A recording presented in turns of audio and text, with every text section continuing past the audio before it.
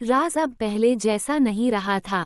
हर दिन वो सिया की याद में झील के किनारे जाता, उसी बेंच पर बैठता जहां उसकी और सिया की मुलाकातें होती थीं।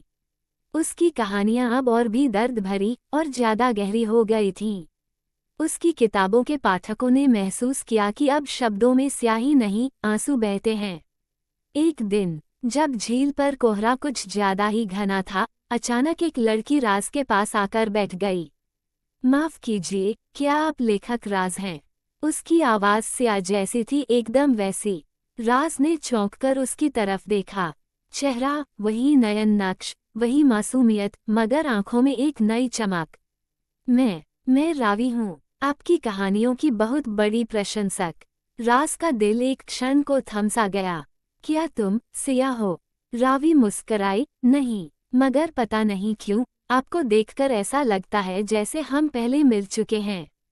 रावी अब राज की जिंदगी में धीरे धीरे उतरने लगी थी। वो हर दिन आती, कहती, मुझे आपसे आपकी कहानियां सुननी है, सिर्फ आपकी जुबान से। राज को अजीब महसूस होता। हर बार जब रावी मुस्कराती, उसे सिया की मुस्कान याद आती। जब रावी झील की तरफ देखती, राज को लगता वो किसी भूली हुई याद को देख रही है। राज अब दो हिस्सों में बंट गया था। एक हिस्सा अतीत में सिया के साथ और दूसरा वर्तमान में रावी के साथ। एक रात राज को अपने पुराने सामान में एक छोटी सी डायरी मिली, वही जो सिया कभी साथ रखती थी। डायरी के आखिरी पन्नों पर एक अजीब बात लिखी थी, ग्रेटर दैन, अगर मेरी रूह अधूरी रही तो शायद मैं लौट आऊंगी किसी नए नाम, नए चेहरे में। लेकिन मेरा दिल वही होगा, वही राज को ढूंढेगा। राज को काटो तो खून नहीं। क्या रावी सच में सिया का दूसरा जन्म है, या फिर ये सब बस उसका भ्रम है?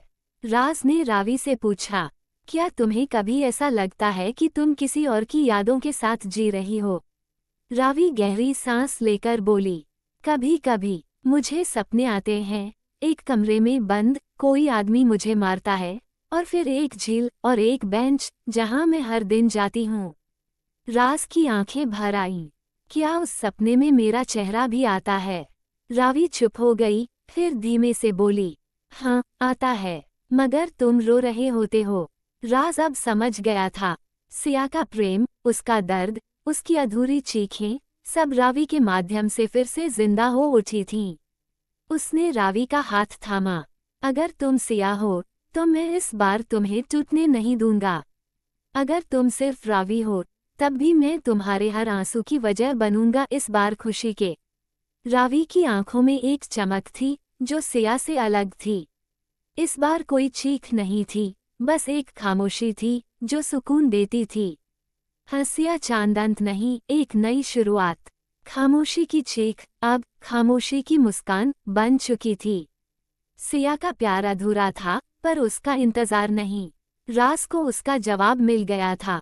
चाहे रावी सिया का पुनर्जन्म थी, लेकिन उसका प्यार अब अधूरा नहीं था।